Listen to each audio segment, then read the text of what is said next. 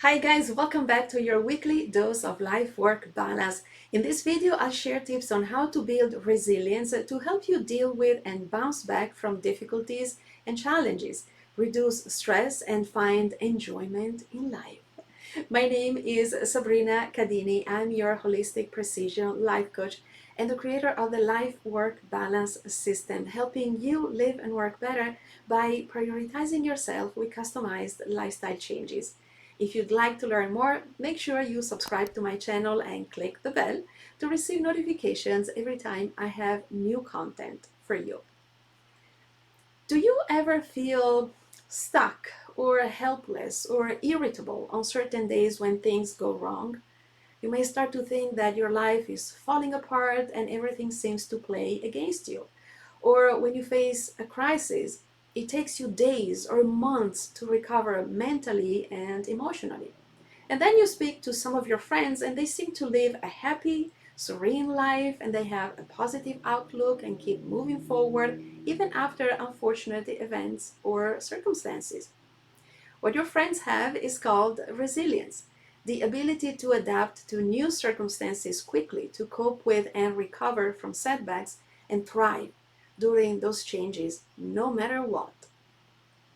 We all learned about the importance of resilience during the recent pandemic, and it's also necessary when we face life's challenges, such as the death of a loved one, illness, divorce, losing our job, etc. And it's also helpful to deal with everyday stressors. This can be an argument, a tight schedule, or rush hour traffic. Resilience can come in many forms. Physical, when your body has to deal with an illness or an injury. Here, having a healthy lifestyle can help tremendously with the recovery. Mental, where you stay flexible, calm, and hopeful when you face a challenge. Emotional, when you're able to regulate your emotions during a stressful time. And social, where you get the support from others and you all work together to solve the issue. This can become handy after natural disasters coming together, helping each other and the entire community. Some people seem to be born with more resilience than others. They appear positive, confident that they will go through anything and they will overcome the challenges. People who are less resilient, on the other hand, tend to become depressed. They turn to alcohol, smoking, or drugs to avoid their feelings or maybe isolate from others. And over time, they may even experience insomnia, digestive issues, headaches, and more. But if you think you're not resilient enough, don't despair. Resilience can be learned. And the way I help my clients change and improve is by working on these areas. So the first one is epigenetics. Resilience is partly influenced by genetic factors related to our stress response, as certain genes appear to influence our experience of both negative and positive emotions more strongly. And this can lead to lower or higher stress resiliency. Therefore, knowing how to support your genes with epigenetics is very helpful. If you're not familiar with epigenetics, this is a fascinating and evolving scientific field that studies the influence of our lifestyle, the environment around us, and even of our thoughts on gene expression throughout our life. Genes are not our destiny. They are our tendency, and we can shape and control our future with the right lifestyle choices. If you'd like to know more, take a look at my Regenerate Your Lifestyle program linked in the info box below or watch a video here. The second one is neuroplasticity. Studies show that resilience is a product of neuroplasticity, the ability of our brain to rewire itself and change neural connections based on new experiences or new information. I talked about neuroplasticity in episode 3 of this video series, and here's the link in case you want to know more. Resilience is marked by greater activation in the left prefrontal cortex of the brain. And this means that if you have more activity in that area, you shorten the period of amygdala activation. The amygdala is the part of our brain involved in the processing of memory, decision making, and emotional responses. including fear, anxiety, and aggression. Therefore, the brains of resilient people are able to turn off negative emotions better and more quickly than those who have less activity in their prefrontal cortex. The third one is negativity bias. I talked about this in episode 32 of this video series. You'll find the link here. We are wired for negativity as a way to protect us from the environment around us, but we have a choice to focus on the positive or on the negative. Resilient people tend to find a silver lining in negative circumstances. They're not ignoring the bad. They also see the good, the positive side of the story. And that's how they can bounce back faster and with more success. And then the fourth one is growth mindset, where you always find opportunities to improve your skills with hard work and curiosity. You learn from mistakes and failures, and you push yourself to learn more and improve yourself. Resilient people use a particular event or situation to learn and find a solution. They're not avoiding the situation. They still experience the negative emotions, but they're confronting it as an opportunity to strengthen and grow.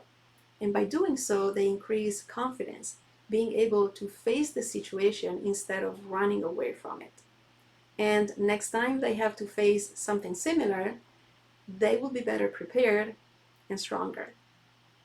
So here are some tips that can help you change your brain, build resilience, and become more confident when adversities strike. Tip number one is reframe your thoughts. Quiet your inner critic and be confident about yourself and your ability to cope with stress in your life. As soon as you hear that little voice, just tell yourself, I can do this. Life happens, and sometimes we don't have control, but we can control how we respond to certain events. Know that whatever is happening is temporary, and you will be able to go through it. You will be able to make it. Think about this. You made it here thanks to your ancestors who fought animals chasing them, who found food to feed themselves, who may have fought in wars.